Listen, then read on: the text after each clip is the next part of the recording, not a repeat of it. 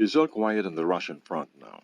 The Russian President Vladimir Putin is going to Beijing to see his best friend, Xi Jinping, the Chinese leader.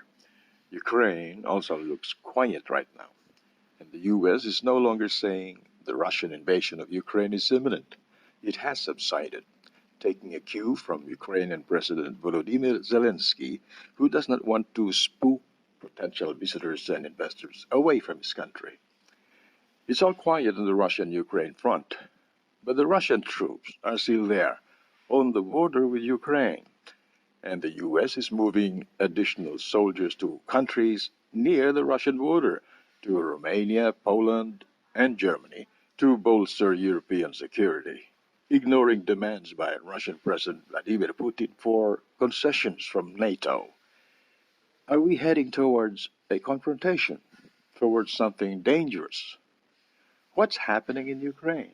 Will Russian President Putin really attack that country? Is he that crazy? Or is this just hysteria on the part of the US? Some kind of drama hyped up by the Western world. For Putin, is he just playing to his home crowd? What's the game here?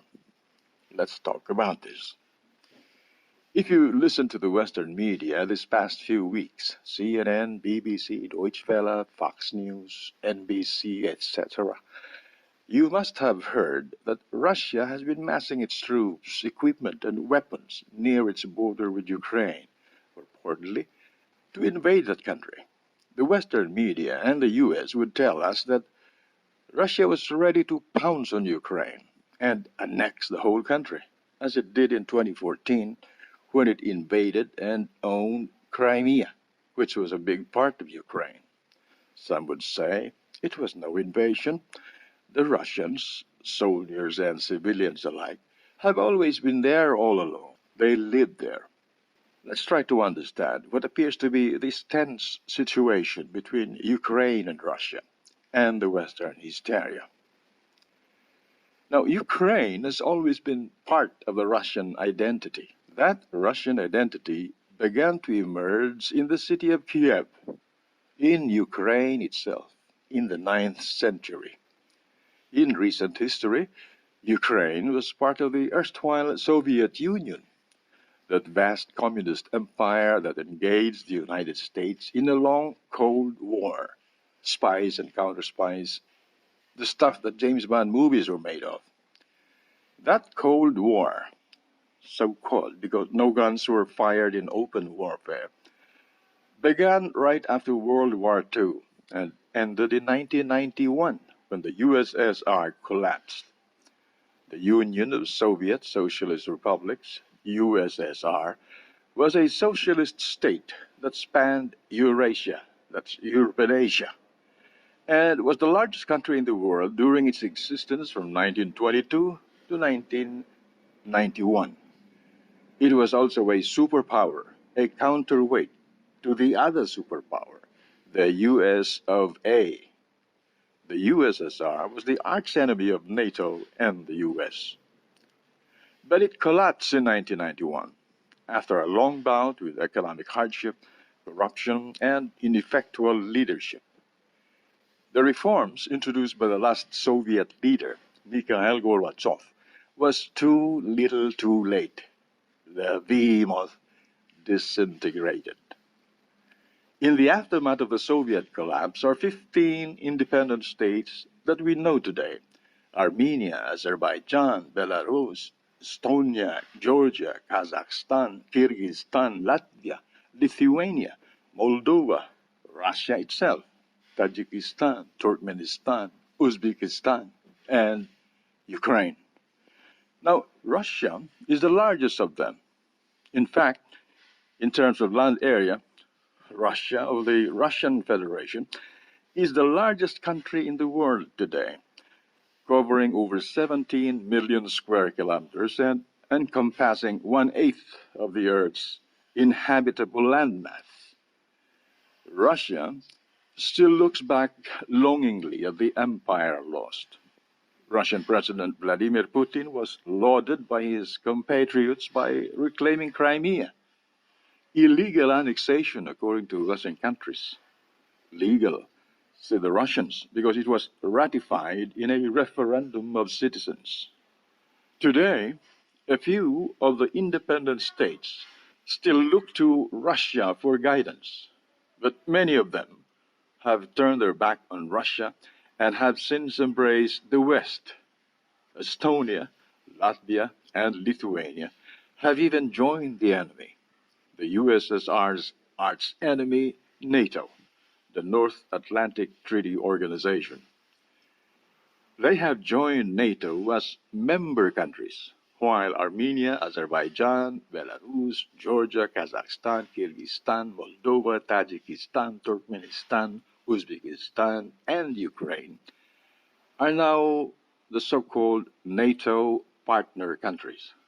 Partner countries meaning they are friendly to NATO, but are not member states. Now look at Ukraine. It's right there with Russia, shoulder to shoulder on the border. Half of its population are in fact Russian by blood, or speakers of the Russian language. Nearly half of Ukraine is Ruski. To Russians, it is very much part of Ruskiye Mir, the Russian word. Can you blame Putin if he still considers Ukraine as a Russian?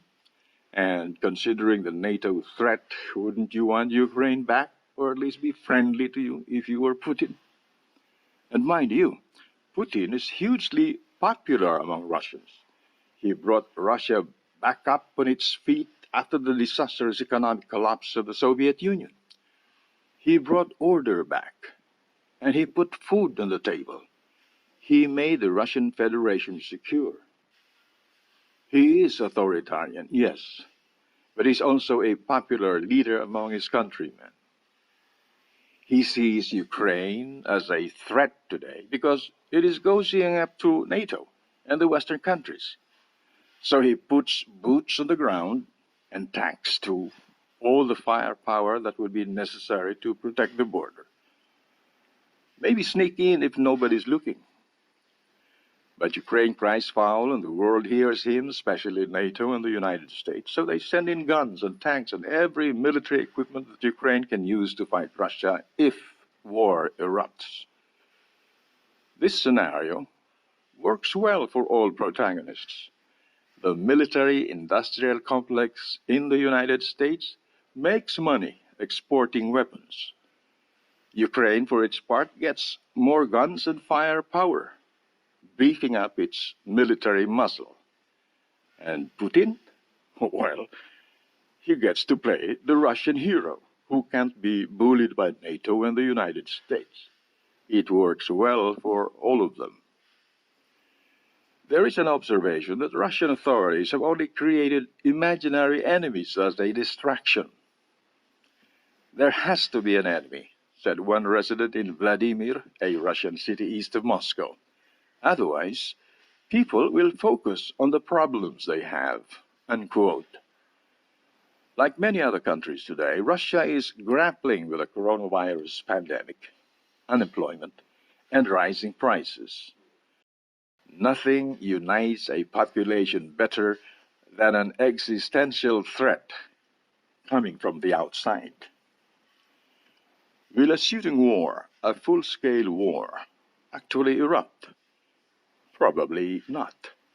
With all the hype and the drama and all the noises, President Putin, President Biden, and all the other leaders involved in this drama are simply playing to their galleries, playing to their home crowd.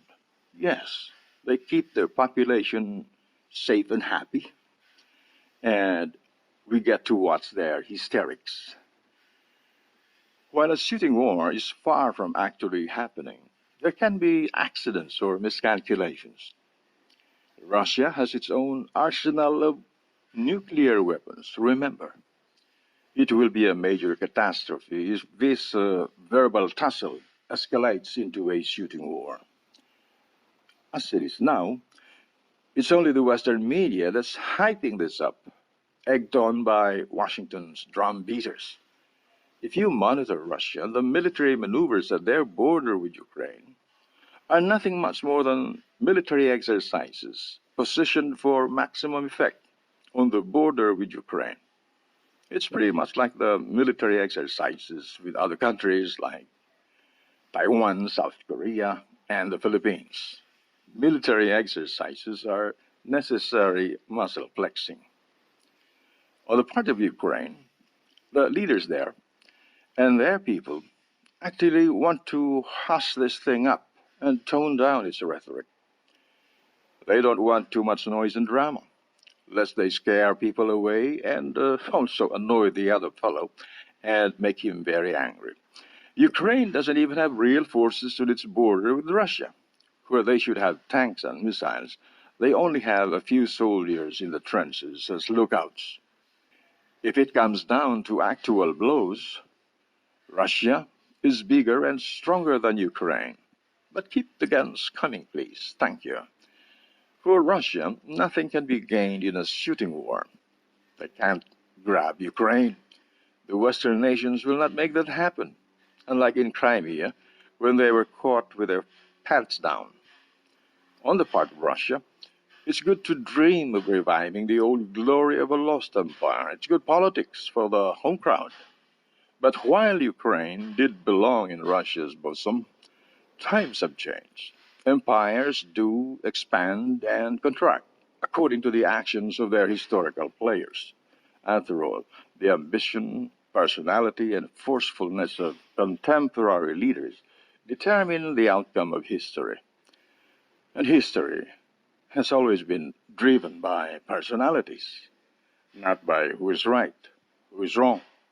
Realistically, between the US and Russia, you can only impose your will if the other guy is weaker than you are. Russia is not the USSR of old. It is much smaller now. The US can easily crush it, not because it's right, but because of its might. Thank you very much for listening. This is Chris Malino. I'll see you again.